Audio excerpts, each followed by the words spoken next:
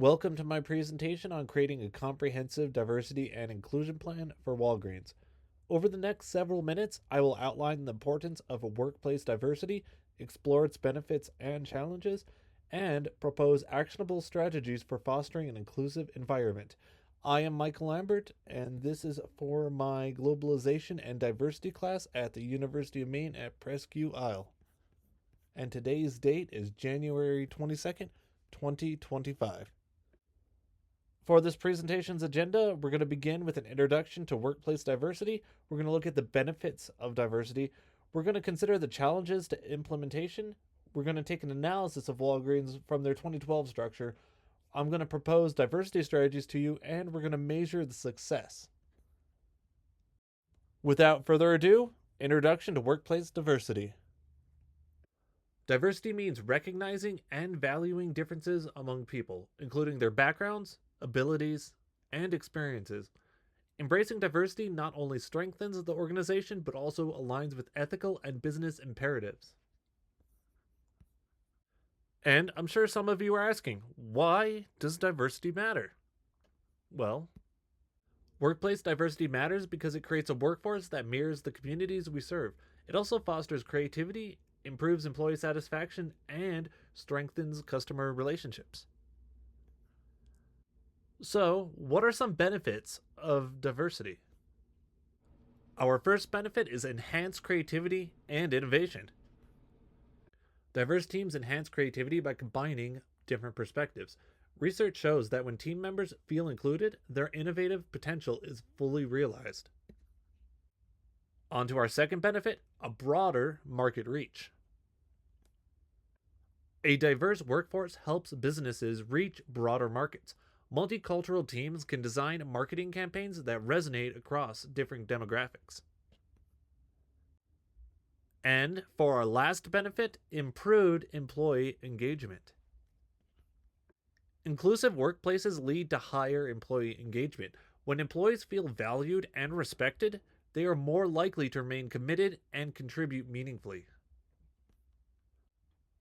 On to our next segment, challenges in implementing diversity. And for our first challenge is cultural misunderstandings. Cultural misunderstandings are a common challenge in diverse teams. For instance, direct communications may clash with those who prefer a more nuanced approach. For our second challenge, there may be a resistance to change. Resistance to change is often rooted in an unconscious bias. Overcoming this requires clear communication from leadership and consistent reinforcement of diversity's benefit. And for our last challenge, implementation costs. While promoting diversity involves upfront costs, such as training and restructuring, the long-term advantages, like reduced turnover and increased innovation, justify this investment. Now let's move into our next segment, which is an organizational analysis of a Walgreens Citra 2012. First up, we're going to take a look at Walgreens' organizational chart. As you can see here, we have an organizational chart of Walgreens from 2012. I could not find much about the executives besides the CEO, who was a white male. He retired shortly after the Alliance Boot merger. At the time, I was at the bottom. I was an associate in the bottom left of this chart. At the store level, it was great to see diversity, such as the store manager being female, the assistant store managers being both of various color and female, as well as the supervisors being male and female, both of color, and one of them being part of LGBTQ representation. As far as the leads, also female, both white, however. And then at the bottom, there was me, and all my coworkers, for the most part, were also of some form of Hispanic, Black, etc. color. So it was excellent to see the diversity here. However, this was at the store level. Anything I saw up at the executive level was, unfortunately, white males. Now let's discuss the strengths and weaknesses.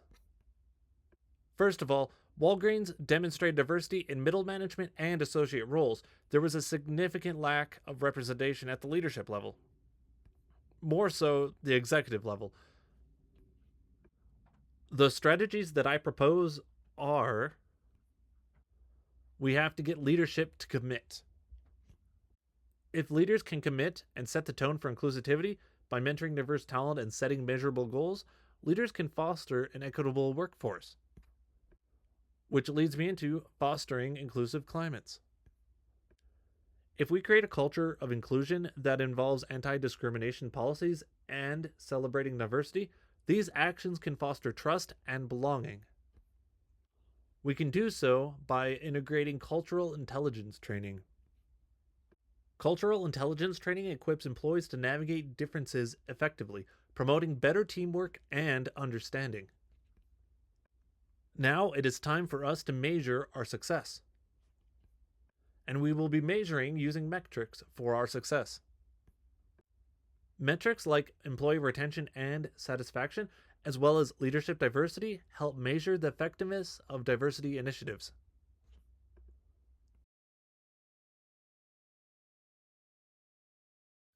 Diversity is an ongoing process. Regular updates and open communication ensure the organization evolves with its workforce. And I believe it's time to wrap this up. In conclusion, promoting diversity is both a strategic and moral imperative. With committed leadership and inclusive practices, organizations like Walgreens can build a thriving, equitable future.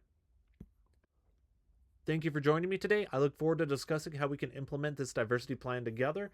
Again, I am Michael Lambert Jr. This is for my Globalization and Diversity class at University of Maine at Presque Isle.